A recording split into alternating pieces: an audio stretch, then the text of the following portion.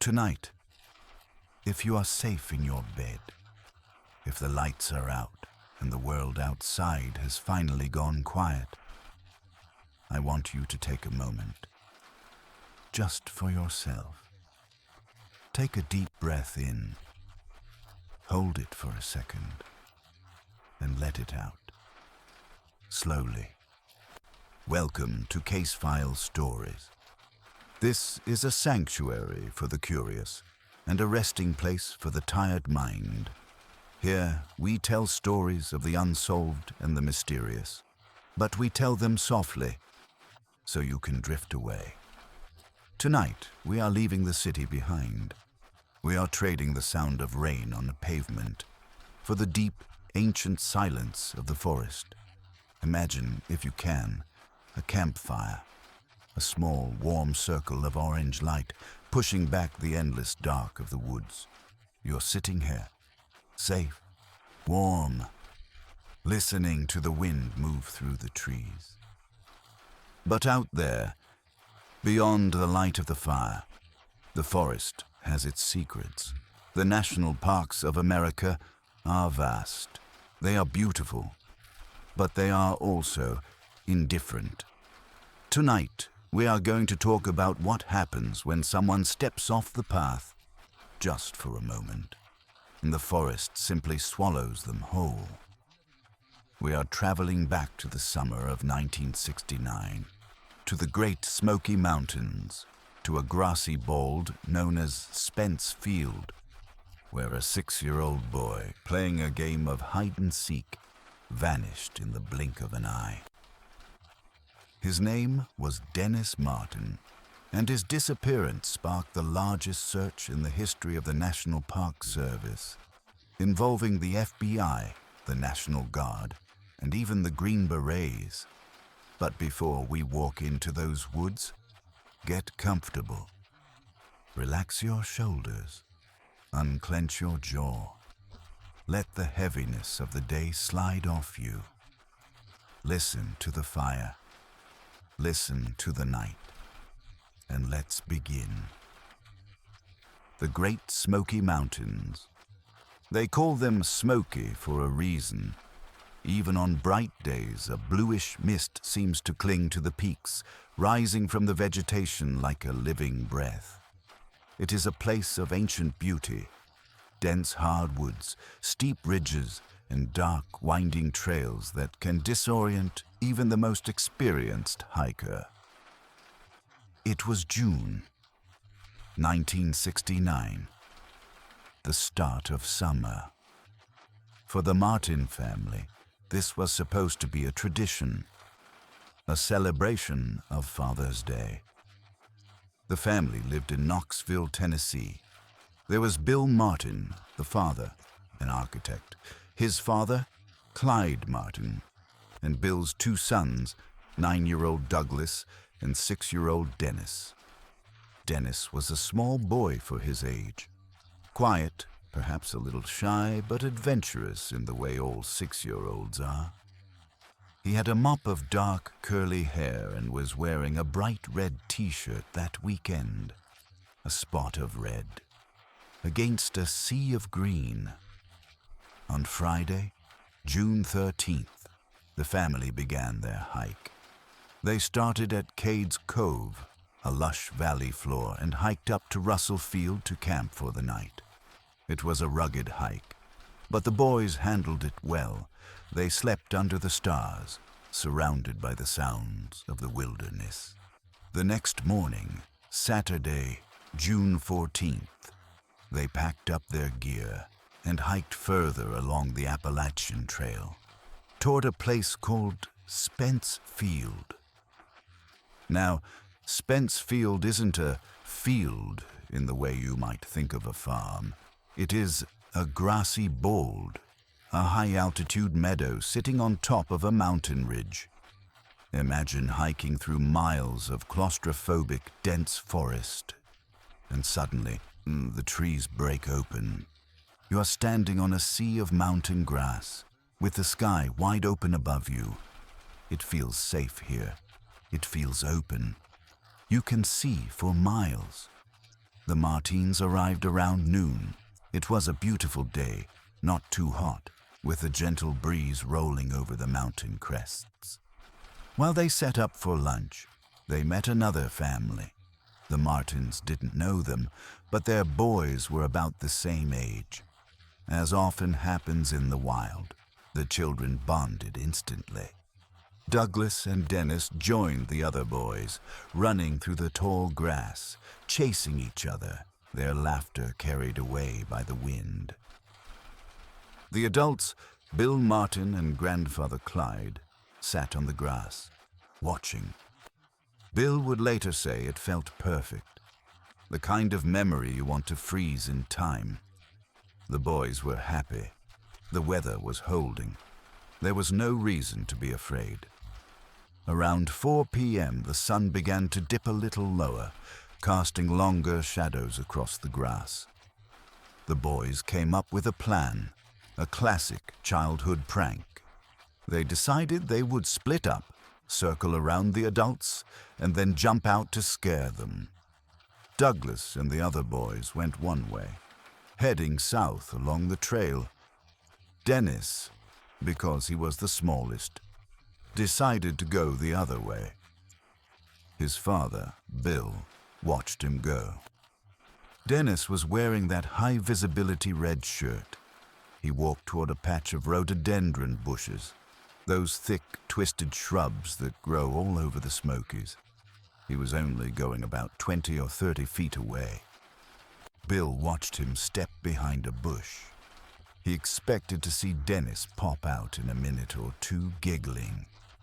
Bill turned his head to watch the older boys approaching from the other side. He waited for the surprise. The older boys jumped out. "Boo!" They laughed. The adults laughed. It was a moment of pure joy. But then, silence. Bill looked toward the bush where Dennis had gone. He waited. Maybe Dennis was just being patient. Maybe he was waiting for the perfect moment. "Dennis!" Bill called out. Nothing. Just the wind rustling the grass. "Dennis, come on out now." Bill stood up. He walked over to the bush. He expected to find his son crouched down behind it, hand over his mouth, trying not to laugh. But there was no one there. Bill pushed through the brush. He looked left. He looked right. He walked a little further into the tree line. "Dennis!" Panic is a cold thing. It starts in the stomach and spreads to the chest. Within 5 minutes, the playful atmosphere of Spence Field had evaporated. Bill, Clyde, and the other family began to frantically scour the area. How could a 6-year-old vanish in 5 minutes? He couldn't have gone far. The terrain was steep on the sides, but the trail was clear. Bill ran down the trail for nearly 2 miles, screaming his son's name until his voice was raw. He ran until his lungs burned, but the forest simply absorbed the sound. If the disappearance wasn't terrifying enough, nature was about to turn cruel. Within hours of Dennis vanishing, the sky turned a bruised purple. Heavy, dark clouds rolled over the peaks of the Smokies. As night fell, the heavens opened up. This wasn't just rain. It was a deluge. Over 2.5 inches of rain fell that night. Thunder shook the ground. Lightning flashed, illuminating the terrified faces of the searchers. The temperature dropped. Imagine being a 6-year-old boy, alone, in the dark, wearing only a t-shirt and shorts. The woods, which seemed so friendly in the daylight, were now a nightmare of noise and cold water. For the searchers, the storm was a catastrophe. Rain washes away scents. It washes away footprints. Any track Dennis might have left, any crumb of evidence, was being erased by the storm before anyone could find it. By the next morning, the fog was so thick you couldn't see your hand in front of your face. The initial search party was helpless. Word spread fast. The disappearance of a child in a national park hits a nerve. Within days, the search for Dennis Martin became the largest in the history of the Great Smoky Mountains. Hundreds of volunteers poured in. But it wasn't just volunteers. The National Guard arrived, and then the Green Berets. The U.S. Army Special Forces were deployed to the mountains. Think about that for a moment. Elite soldiers, trained for jungle warfare, dropped into the American wilderness to find one small boy. They set up grid searches. They walked shoulder to shoulder, moving through brush so thick they had to crawl on their hands and knees. They checked every hollow log, every cave, every ravine. Helicopters roared overhead, scanning the canopy. Bloodhounds were brought in, sniffing for that red t-shirt. But the dogs were useless. The rain had done its work. They couldn't pick up a trail. Days turned into a week. 1,000 people were on that mountain. And yet, not a single shoe, not a scrap of fabric, not a toy. Nothing. It was as if Dennis had been plucked from the earth by the sky itself. However, there was one lead. One chilling detail that has haunted investigators for decades. On the same afternoon, Dennis disappeared, just a few miles away. A man named Harold Key was hiking with his family near a place called Sea Branch. Harold didn't know a boy was missing yet. He and his family were looking for bears, hoping to take a picture. They were sitting quietly near a stream when they heard it. An agonizing, sickening scream. Harold later described it as the scream of a child in mortal terror. It didn't sound like play, it sounded like pain. Harold stood up, scanning the woods. Through the trees, he saw movement. He saw a man, a rough-looking man, disheveled, moving quickly through the underbrush. He wasn't on a trail. He was bushwhacking, moving with purpose. And the most chilling part, Harold said the man appeared to be carrying something on his shoulder, something red. Harold Key reported this to the park rangers. But here is where the story gets murky. The timeline was tight. The location was several miles from Spence Field. Rangers determined that the distance was too great for a man to cover in that time on foot. They dismissed the sighting. They decided it wasn't connected. But was it? The terrain of the Smokies is crisscrossed with old animal trails and moonshiner paths that aren't on any map. A local, or someone who knew the woods, could move much faster than a tourist. Did Harold Key see the kidnapper of Dennis Martin? Or was it just a coincidence, a trick of the light in the deep woods? Weeks passed. The Green Berets packed up. The National Guard went home. The volunteers, exhausted and heartbroken, returned to their lives. The Martin family was left with a hole that would never be filled. Bill Martin spent years searching. He offered rewards. He hired psychics. He walked those trails until his feet bled. But the Great Smoky Mountains never gave him back his son. To this day, Dennis Martin is listed as missing. His case remains one of the most baffling mysteries of the American wild. Was it abduction? Was it a feral animal?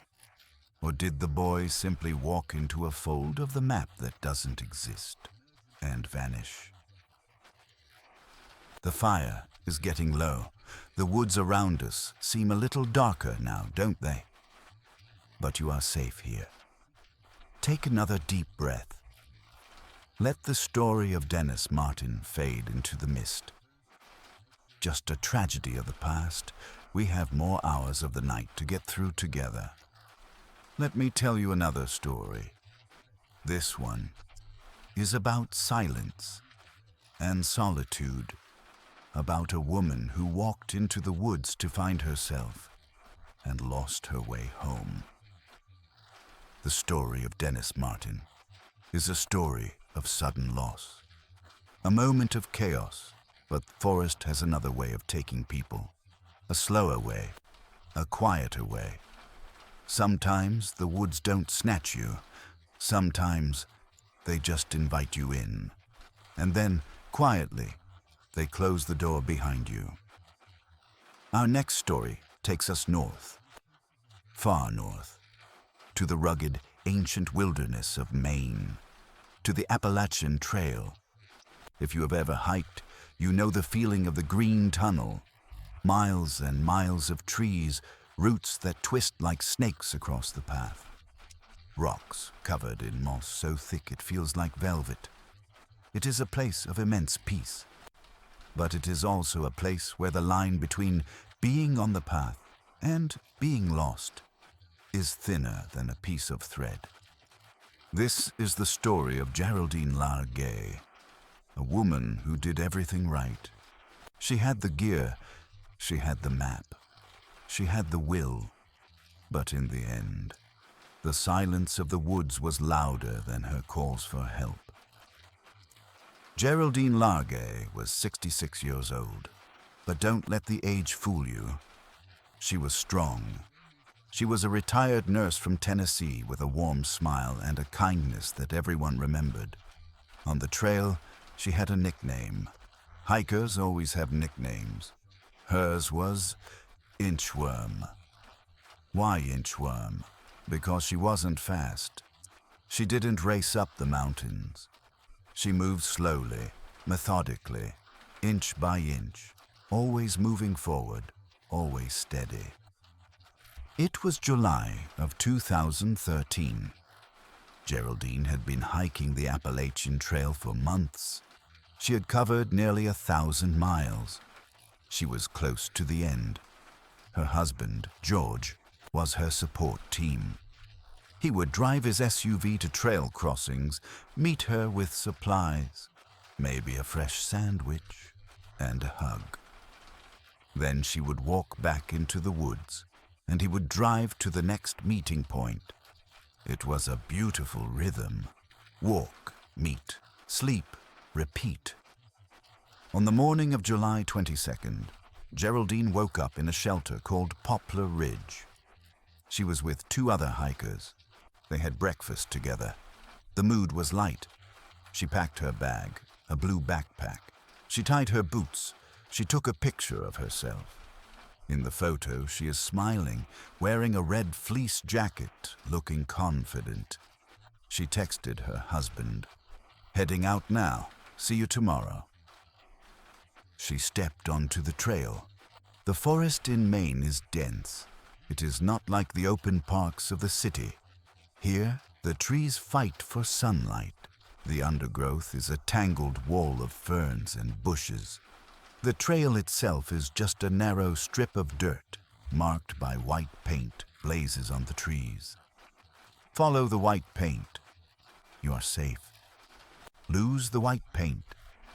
You are in the wild. About 3 miles into her hike that morning, nature called. Geraldine needed to step off the trail for a moment of privacy. It is the most mundane, normal thing in the world. She stepped off the beaten path.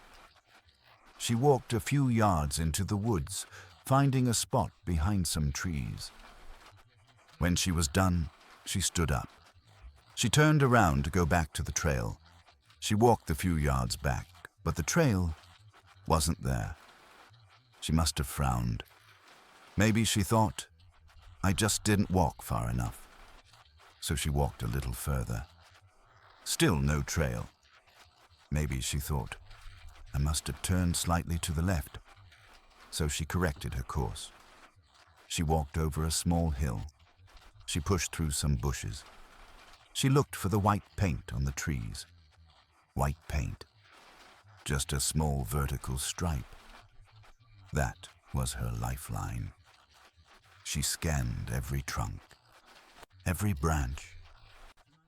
Nothing, just trees and more trees, and the endless, silent carpet of leaves. Geraldine Largay, the inchworm, had made a mistake that has happened to thousands of people before her. Disoriented by the sameness of the forest, she had walked away from the trail, believing she was walking toward it, and with every step she took trying to find the path, she was walking deeper into a section of the Maine wilderness that the Navy actually uses for survival training. It is that rugged. It is that unforgiving. Panic is a chemical reaction. Adrenaline floods the system. Your heart hammers against your ribs. Your breath gets short, but Geraldine was a nurse. She was disciplined. She fought the panic down. She checked her pockets. She had her cell phone, a modern lifeline. She pulled it out. She looked at the screen. She typed a message to her husband, George. Listen to her words. They're calm. They are rational. She wrote, "In some trouble. Got off trail to go to BR. Now lost. Can you call AMC to see if a trail maintainer can help me? Somewhere north of Woods Road. XOX." She hit send, and she watched the screen. Sending, and then failed. No signal. She held the phone up high. She walked to a higher spot of ground. She hit resend. Failed. She tried again. Failed. Imagine the sinking feeling in her stomach. The technology was useless. The trees blocked everything, but Geraldine didn't run. She didn't scream and sprint blindly, which is what usually kills people. She remembered the number one rule of survival. If you are lost, stop, stay put, make yourself big, let them find you. So, as the sun began to set on that first day, Geraldine Largay decided to make a camp. She found a spot on a slight incline. It was dry. It had some pine needles for bedding. She pitched her small one-person tent. She had food. She had water. She thought, I will spend the night here. In the morning, I will find the trail. Night falls differently in the deep woods. It doesn't just get dark. It gets black. Absolute, crushing darkness. The only light was the faint glow of her phone screen, which she checked over and over, hoping for a single bar of signal. The next morning, day 2, she tried to send another text. Lost since yesterday. Off trail 3 or 4 miles. Call police for what to do, please. XOX. Failed. She walked around her campsite. She tried to find higher ground, but the forest in that part of Maine is deceptive. It is a series of rolling ridges that all look identical. You climb one, only to see another one exactly like it. By the afternoon of day 2, the rain started. While Geraldine sat in her tent, listening to the rain, a massive search was beginning just a few miles away. When she didn't show up at the meeting point, George called for help. The Maine Warden Service launched one of the biggest searches in their history. They had aircraft, they had horses, they had K9 units, dogs trained to smell a human from miles away. They had hundreds of volunteers walking shoulder to shoulder through the brush. Here is the most heartbreaking part of this story. On day 4, or maybe day 5, search dogs passed within 100 yards of Geraldine's tent. 100 yards. That is the length of a football field, if she had shouted at that exact moment. They might have heard her. If the wind had been blowing the other way, the dogs might have smelled her. But the forest is thick. It absorbs sound. It blocks scent. The searchers walked past, and Geraldine sat there, waiting, Days turned into a week. Day 7, Day 8, Day 9. Geraldine was rationing her food. She had some tuna, some Cliff Bars, some powdered milk. She was disciplined.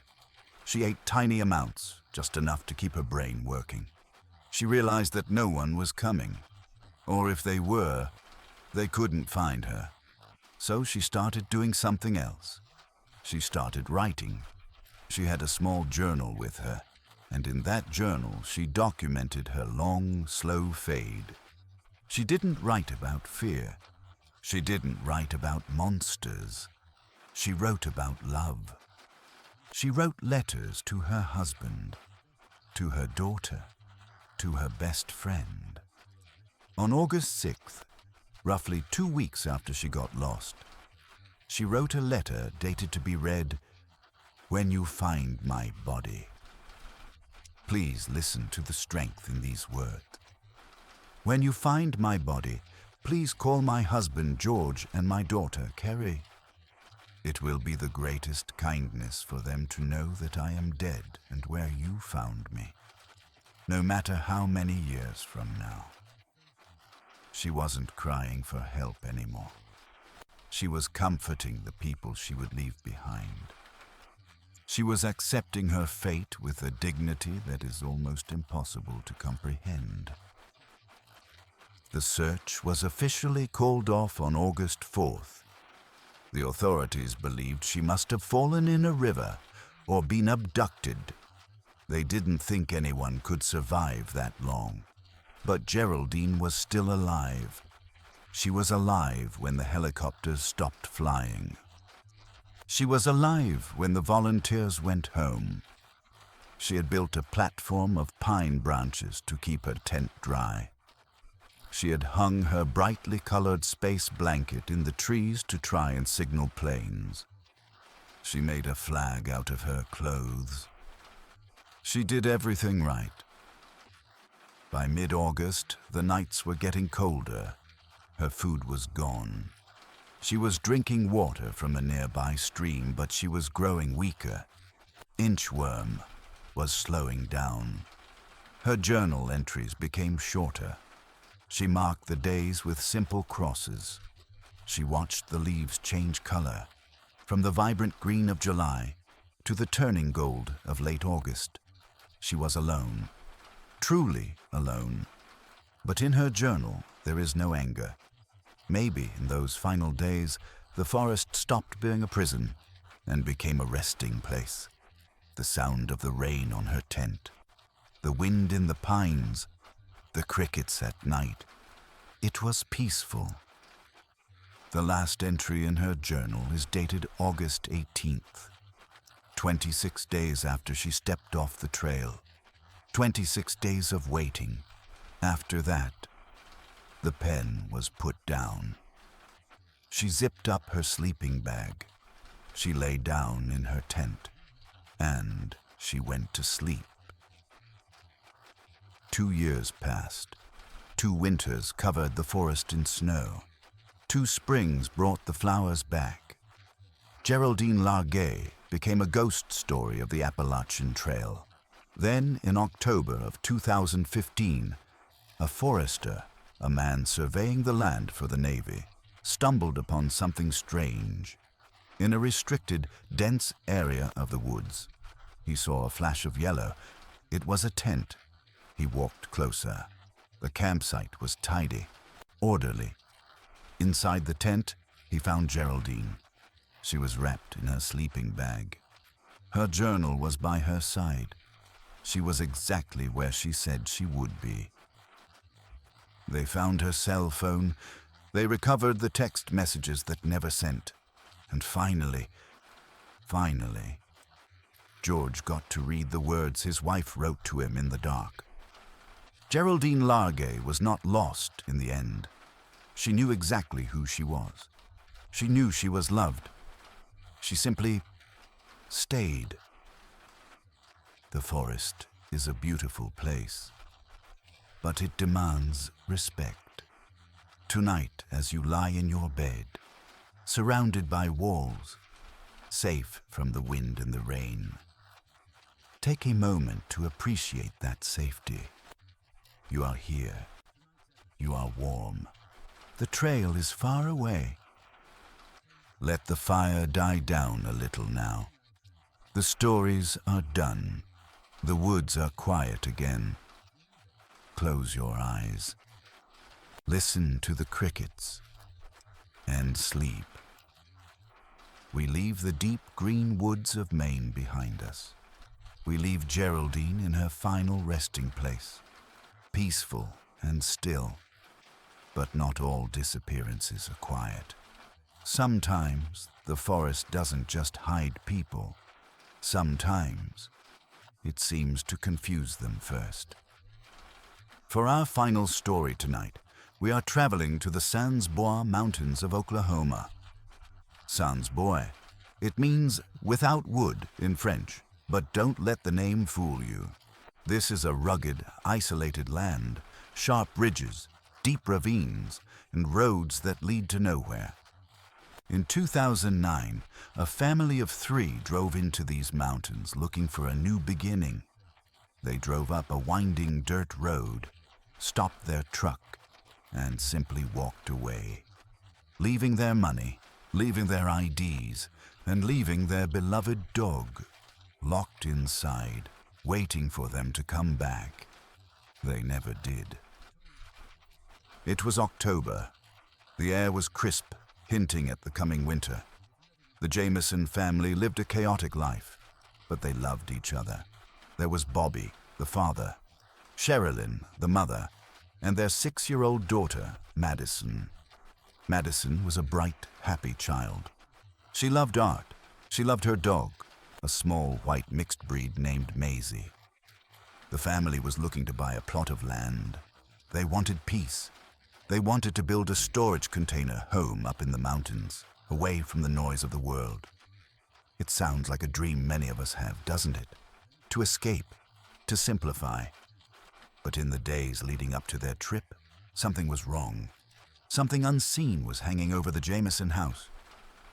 There is a piece of security footage from their home that has unsettled people for years. It shows Bobby and Sherilyn packing their truck, but they aren't packing like normal people. They aren't talking, they aren't rushing, they are moving like ghosts, back and forth, back and forth. Sometimes they stop and stare at nothing. Sometimes they walk to the truck with their hands empty, then walk back to the house. Trance-like, silent.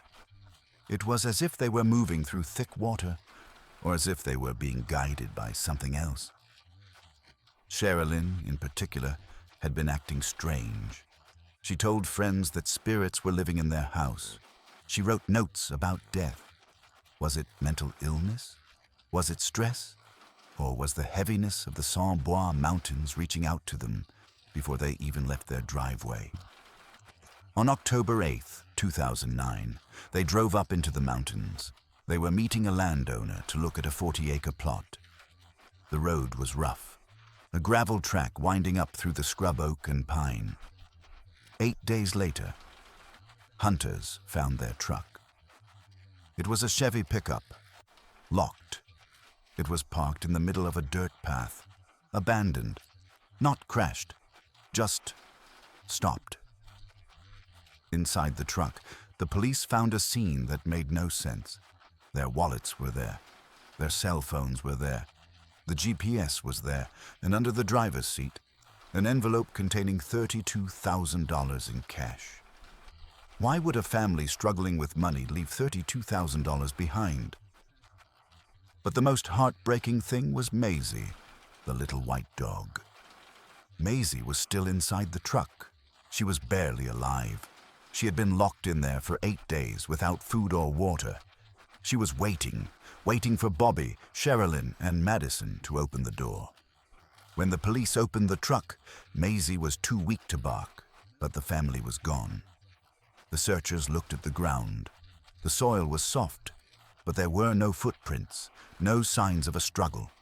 It was as if the earth had simply refused to record their departure. On Sherilyn's cell phone, investigators found one final photo. It is a picture of Madison, the 6-year-old. She is standing on the dirt road. Behind her, the mountain slopes away. She's looking at the camera, but she isn't smiling. Her arms are crossed. Her expression is hard to read. Some say she looks annoyed. Some say she looks afraid, and others say she looks like she is looking at something behind the person holding the camera. The theories began to swirl. Was it a drug deal gone wrong? The mountains are known for methamphetamine labs hidden in the woods. Was it a cult? Was it a murder-suicide? Or did they simply walk into the woods, driven by a shared delusion, and get lost? For 4 years, the mountain kept them. The seasons changed. The leaves fell. The snow came. The truck was towed away. Maisie was adopted by a new family, but the Jamesons remained part of the landscape. It wasn't until 2013, 4 years later, that they were found. Just 3 miles from where the truck was parked. 3 miles. A distance you could walk in an hour. Their remains were found lying side by side, face down in the dirt, decomposed, returned to nature. The autopsy could find no cause of death, no bullet holes, no broken bones, just ended. The mystery of the Jameson family is not how they died. It is why they walked away. Why leave the dog? Why leave the money? Why walk 3 miles into the brush with a 6-year-old child without coats on a cold October day? Perhaps, in the end, the mountain called them, and they simply answered. The woods of Oklahoma are quiet now. The trails of the Great Smoky Mountains are empty. The path in Maine is covered in leaves. The mysteries remain, but they are far away from you. You have walked a long way with us tonight. You have listened to the stories of the lost. But now, it is time for you to be found. Found in the comfort of your bed. Found in the safety of this moment. Listen to the rain. It washes everything clean. It builds a wall around you. A wall of sound that protects you from the world outside. Let your shoulders drop a little lower. Let your hands unclench. Let your breathing slow down to match the rhythm of the rain, in and out. We have traveled from the mist of the Smokies to the deep woods of Maine and the dry mountains of Oklahoma. But there is one place in America that stands apart, a place where the disappearances didn't just happen once. They happened over and over again. A place where the locals whispered about bad soil long before the settlers arrived. To finish our journey tonight, we are going to Vermont, to a ghost town called Glastonbury, and a mystery known as the Bennington Triangle. Get warm under your covers. The air here is cold, the history is deep, and the silence is waiting. Glastonbury Mountain stands like a sentinel in the green mountains of Vermont. Today, it is wilderness, just trees, rocks, and silence. But once, people lived there. They tried to tame it. They built a logging town. They built a railroad. They built homes. But the mountain pushed them back. The town was abandoned. The buildings rotted away. The forest took everything back. Now, it is just a vast, empty space on the map. But between 1945 and 1950, something strange happened in the shadow of this mountain. 5 people vanished. No trace. No logic, just gone. The Native Americans refused to step foot on Glastonbury Mountain. They said the ground was cursed. They said it was a place where the 4 winds met, a place that swallowed men whole. We often dismiss these old legends as superstition. But in 1945, the modern world was forced to listen. His name was Mitty Rivers. He wasn't a tourist. He wasn't a city boy. Mitty was 74 years old, and he had lived in these mountains his entire life. He knew every rock, every stream, every deer trail. He was a guide, the kind of man who could navigate the woods blindfolded. On November 12, 1945, Mitty was leading a group of 4 hunters into the mountains. It was a gray day. On their way back to camp, they were walking along a trail near an area called Hell Hollow. The name seems fitting now, doesn't it? Mitty walked ahead of the group. Just a little bit ahead, maybe 50 yards. The hunters behind him could see his back. They looked down for a moment to step over a log or adjust their rifles. When they looked up, the trail ahead was empty. They assumed Mitty had just walked faster. He was fit for his age. They reached the camp, expecting to find him sitting by the fire, maybe making coffee. But the fire was cold. Mitty wasn't there. They searched. 300 people combed that mountain. Soldiers, police, experienced trackers. They found a single clue. In a creek bed, near a place called Bickford Hollow, they found a single rifle cartridge. One bullet, lying in the water. Was it a signal? Did he drop it on purpose? Or did it fall from his pocket as he was taken by something? Experienced guides don't get lost on trails they have walked for 50 years. Mitty Rivers didn't just lose the path. It was as if the path lost him. A year passed. The snow fell, melted, and fell again. It was December 1st, 1946. Paula Weldon was 18 years old, a sophomore at Bennington College. She was bright, artistic, and independent. That afternoon, she decided to go for a hike on the long trail. She was wearing a bright red parka jacket. Keep that in mind. Bright red. Against the gray and white of winter, you could see her from a mile away. She left her dorm room. She hitched a ride to the trailhead. Several people saw her. A local man gave her a lift. An elderly couple saw her walking on the trail around 4 p.m. They said she turned a corner, walking into the woods. And that was the last time anyone saw Paula Weldon. The search for Paula was massive. It was so big that the FBI became involved. They offered a $5,000 reward, a fortune back then. They analyzed the soil. They dragged the lakes. How does a girl in a bright red jacket vanish in a forest where the trees are bare? There were no leaves to hide her. If she had fallen, they would have seen the red coat against the snow. If she had been taken, there would have been tracks. But there was nothing. Just the silence of Glastonbury Mountain. Rumors swirled. Some said she ran away to Canada. Some said she lived as a hermit in the woods. But deep down, the locals remembered Mitty Rivers, and they looked at the mountain with fear. Our final story tonight is perhaps the most unsettling of all, because it didn't happen in the deep woods. It happened inside a vehicle. It was 3 years later. December 1st, 1949. Exactly 3 years to the day after Paula Weldon vanished. A man named James Tedford was coming home. He was returning to the Bennington Soldiers' Home. James had been visiting family in St. Albans. He boarded a bus, a big, heavy metal bus, filled with other passengers.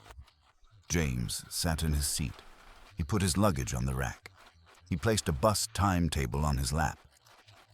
Witnesses saw him on the bus. They saw him sleeping.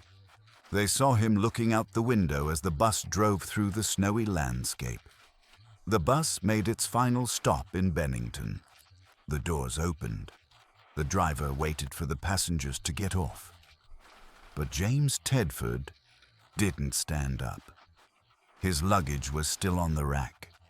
The bus timetable was still on his seat, but the man himself was gone. He vanished from a moving bus. Between the last stop and Bennington, no one saw him leave. The bus didn't stop. The windows weren't opened. He simply ceased to exist. Was it a glitch in reality? Was it the pull of the Bennington Triangle reaching out onto the highway? Or is it just a story that has grown taller with the years? We will never know. James Tedford, Paula Weldon, Mitty Rivers, they are part of the mountain now, sleeping in the soil or walking in the wind. Vermont fades into the distance, but the cold remains. For our final journey, We must go west, to a place where the mountains don't just touch the sky, they pierce it. Montana. Big sky country. There is a mountain range there called the Crazy Mountains. The locals say they were named for a woman who went mad waiting for her family to return. Others say the mountains themselves have a strange energy, a jagged, rocky wall that confuses the compass and the mind. In 2014, an experienced hunter walked into these mountains. He had a plan. He had supplies. He had friends. But the Crazy Mountains had other plans. It was September, the golden time of year for hunters. The air is cool, the elk are bugling, and the aspen trees are turning yellow. Aaron Hedges was 38 years old. He wasn't a novice. He was a man who knew the woods. He was on a trip with two friends. They had a plan that seemed simple. They would hike up to a place called Campfire Lake. It sounds cozy, doesn't it? Campfire Lake. But in the Crazy Mountains, the terrain is unforgiving. Steep slopes of loose rock, dense timber, and weather that can change in a heartbeat. On the hunt, Aaron made a choice that happens in so many of these stories. He decided to split up. He told his friends he wanted to go back to a cache, a stash of supplies he had left on a trail the year before. He would hike over the ridge, get the gear, and meet them later. "I'll see you guys in a few days," he might have said. A casual goodbye, the kind you don't think twice about. Aaron walked away from the group. He was alone, and almost immediately, the mountain began to change. The blue sky turned gray. The wind picked up, swirling through the canyons, and the first flakes of snow began to fall. Not a gentle snow, but a Montana blizzard. Within hours, the world was white. The landmarks were gone. The trails were buried, and Aaron Hedges was somewhere in the middle of it. When Aaron didn't show up at the meeting point, his friends waited. They thought he was just hunkered down, waiting out the storm. He was smart. He had gear. But days passed. The snow kept falling. Eventually, they had to call for help. The search for Aaron Hedges was brutal. Snow was 2 feet deep in places. The wind chill was below zero. Helicopters flew over the white ridges, looking for a speck of color. Men on horseback struggled through the drifts. But here is where the story becomes strange. They found traces of him, but they were wrong. They were in the wrong place. Months later, in June of the next year, a rancher found something miles away from where Aaron was supposed to be. He found a pair of hunting boots and a thermos. The boots were sitting next to a tree. They weren't thrown aside. They were placed neatly, side by side, as if Aaron had taken them off to rest his feet and simply walked away into the snow in his socks. Why would a man take off his boots in the freezing cold? Paradoxical undressing? Hypothermia? Or was it something else? Was he trying to walk silently? The location of the boots didn't make sense. To get there from where he was last seen, Aaron would have had to cross rugged, impossible terrain. He would have had to climb over ridges that mountain goats struggle with. In a blizzard, without his main gear, it was as if he had floated, or as if he had been led. The mystery deepened for another year. In 2016, 2 years after he vanished, his backpack was found. And then, finally, his remains. They were found only a few miles from the boots, but the location was baffling. He was found near a ranch, almost close to safety. He had walked further and longer than anyone thought possible. He had survived the storm. He had kept moving through the dark nights, through the freezing winds, without his boots. What was he thinking in those final miles? Did he see the lights of the ranch in the distance? Did he think he was almost home? Or was the forest playing tricks on him? The crazy mountains are known for their silence, a heavy, watchful silence. Aaron Hedges walked a path that no map shows. He walked until he couldn't walk anymore. And then he lay down. The snow covered him. The seasons changed, and the mountain kept his secret for 2 long years. The snow has stopped falling now. The wind has died down. The mountains are silent. We have traveled a long way tonight, through the woods, through the rain, through the snow. But now, the journey is over. You are back in your sanctuary, warm, safe, protected. Listen to the sound of the rain. It is a heavy blanket wrapping around your house. Nothing can reach you here. The stories are just echoes. They cannot hurt you. Focus on your breathing. In, deep and slow. Out, letting go of the tension. In, out. Your eyes are heavy. Your body is heavy, sinking into the mattress. There is nothing left to do, nothing left to think about. Just drift, just sleep. Good night.